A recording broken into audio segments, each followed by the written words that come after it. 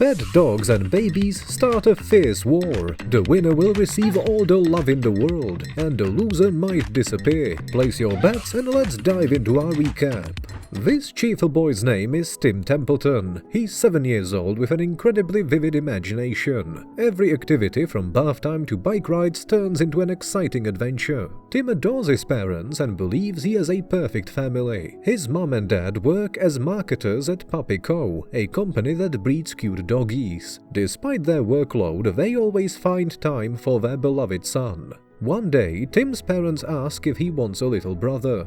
Tim says he's fine as he is. Before bed, he wonders where babies come from. It seems they're handed out on some sort of assembly line. After various preliminary procedures, most babies go to loving families, but some unique ones are sent straight to management. They get business suits and along with a pacifier, they are given a briefcase. One day, Tim wakes up and sees a taxi pulling up to his house. Out steps a chubby blonde baby in a black suit with a suitcase in his hand. He's even got a stylish watch and sunglasses. Goodness me. Tim hurries downstairs where his parents introduce him to his new little brother. The toddler immediately starts crying loudly and gives commands to everyone. Tim's life turns into a nightmare. The new baby takes up all his parents' time and attention. They practically ignore Tim. The boy feels incredibly lonely. It's like he's become an outsider in his own family. He even has to share his bath with the baby. Tim tries to convince his parents that the new baby is strange, but they dismiss it as ordinary sibling jealousy. His parents no longer have the energy to read him bedtime stories or sing lullabies. So, Tim decides to spy on his little brother and discovers that the baby can talk like an adult. The baby tells Tim that he's now the boss, and if Tim causes trouble, he'll fire him from the family. Tim realizes he needs proof that this baby is not actually a cute infant, but a real monster. He dresses up in a super secret spy costume and heads downstairs. Well, he actually falls down the stairs. There he's greeted with an unexpected surprise, a whole crowd of babies. We find out that Boss Baby has a meeting with other small babies. It turns out there's a crisis in the baby world. Babies are losing popularity with people, and it's all because of cute puppies. Instead of having children, adults are adopting adorable dogs. Soon at Las Vegas Showcase, a brand new super charming puppy will be introduced. This means that Baby Corp, the company producing babies, could be shut down. The parents of all the gathered babies work at Puppy Co. Their task is to gather information about the new puppy and pass it to the boss. But there's a problem. They're not as clever as the boss. When the parents arrive, the meeting turns into an ordinary kids hangout. Tim records the boss's conversation on a tape recorder, but the babies chase him down in the little toy cars. An exciting struggle ensues over the recording tape, which ends up with the boss. But Tim doesn't give up and snatches the tape back from his little brother. The cunning baby then resorts to blackmail and tears up Tim's favorite toy. The boy becomes furious and wants to throw the nasty little rascal out of the window.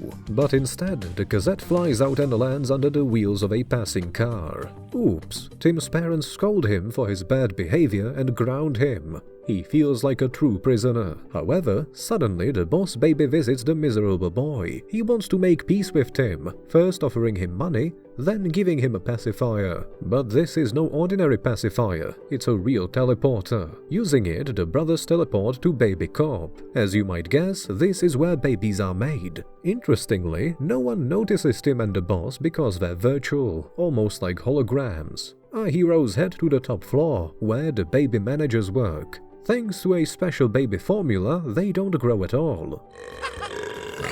The boss shows Tim a diagram of human love, which reveals that puppies are gradually taking up all the love, leaving less and less for babies. If this trend continues, babies could vanish altogether. The boss's mission is to gather intel on a new puppy soon hitting the market. Success means a promotion. Failure means he is fired and stuck living with Tim's family forever. Realizing that life with the baby would be unbearable, Tim agrees to help his little brother. That night, they sneak into their parents' room to search for documents. Finding a flyer for Puppy Co with the slogan, "Take your kids to work day." However, how will they get into the the company with Tim being grounded, the brothers come up with a plan. They pretend to be best friends and have a great time together. Their parents are thrilled and forgive Tim, agreeing to take the boys to work at Puppy Co.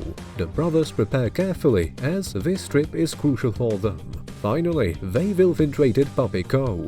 There are really lots of adorable puppies here. Tim and the boss sneak through the amusement park section of the building. To avoid being spotted, the boss even puts on a suit of an orange puppy. Soon, other dogs attack the boss. Tim distracts them by throwing a ball, allowing the boss to reach the administrative area of the building. In one office, they find a folder with information about the new puppy. Our heroes want to take it, but at that moment, a tricky and very complex mechanism activates, and the brothers end up trapped. They are tied up by some creature in a large red dog costume. It turns out that they were caught by the head of Puppy Co. Corporation, named Francis, and inside the red dog costume is his brother Eugene. Francis shows our heroes the magical pacifier. It turns out that this man is the former super colossal big fat boss baby of Baby Cub, whom our boss always considered his idol. Francis tells the sad story. He made a great career at Baby Cub and reached the top of the career ladder. However, he soon noticed that the magical baby formula stopped working on him, and he started aging. The board of directors immediately fired him and sent him to live in an ordinary family. Francis promised to take revenge for this injustice. He grew up and developed the perfect eternal puppy, who would steal all the human love from babies. Moreover, they will always remain small and cute, unlike infants. Seeing such cute puppies, no one will want to have children anymore. Francis was missing one ingredient, the baby formula from Baby Cub. Unfortunately, our boss has such a bottle, and it's immediately taken away. Francis takes Tim's parents to Las Vegas for the puppy exhibition. Eugene, disguised as a nanny, stays behind to watch over our heroes. The boss panics so much that he starts acting like a real baby. Without his magical baby formula, he will soon be some ordinary child. Tim and the boss trick Eugene, pretending that the baby is sick and vomiting terribly. Fortunately, the green slime is coming from a vacuum cleaner, not the boss. Eugene, horrified, gets locked in the lavatory. Our characters try to escape, but Eugene chases after them.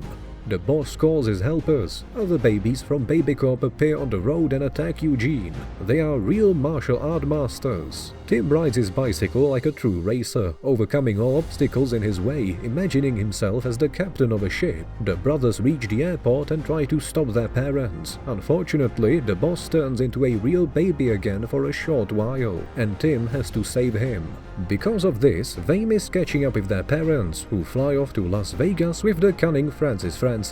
Tim and the boss argue, blaming each other for the failure. However, they quickly make up and decide to fly to Las Vegas. The heroes steal a costume and a ticket from an Elvis Presley impersonator and fly with first class on the best planes, entertaining themselves on the way and imagining how they will fight the vile Francis. Soon the brothers arrive in Las Vegas and ask local beauties to take them to the conference center. But there are three problems. First, they don't know how to find their parents. Second, without the magical baby formula, the boss is slowly turning into a baby. And third, Eugene, who also arrived in Las Vegas, is chasing after them again. Soon, our heroes find the place where the presentation of the new Eternal Puppy is taking place. He is very cute, and the audience is crazy about him. Francis notices Tim and the boss and locks their parents in a large box. The brothers have to run away from Eugene again. They find a rocket that is supposed to scatter the new puppies all over the world and see Francis starting the countdown for its launch. Our heroes get into a fight with the villain. They throw him into a tank of baby formula and release all the puppies from the rocket, as well as save their parents. In the final seconds before takeoff, the boss turns back into a baby, and Tim barely manages to save his little brother. After taking a drop of the baby formula, he returns to his old self. Francis turns into a baby and ends up in the hands of the caring Eugene. Maybe this time he will be raised better. At home, the boss packs his things and thanks the other babies for their help. Some get a lollipop, others a cookie. The boss says goodbye to Tim and returns to Baby Cub. The parents have their memory erased and all traces of the baby's stay in the house are removed. The boss is greeted with applause as a real hero, treated to a celebratory cake and promoted to the head manager. However, the baby still feels sad. Tim realizes that he really misses his brother. He writes him a letter and admits that he is ready to share his parents' love with him. Upon receiving the letter, the boss becomes ecstatic, immediately quits his job at Baby Cop and returns to Tim's family as an ordinary baby. The whole family is incredibly happy. At the end of the cartoon, we learn that adult Tim is telling this story to his little daughter, who recently had a baby sister. By the way, she's also a boss.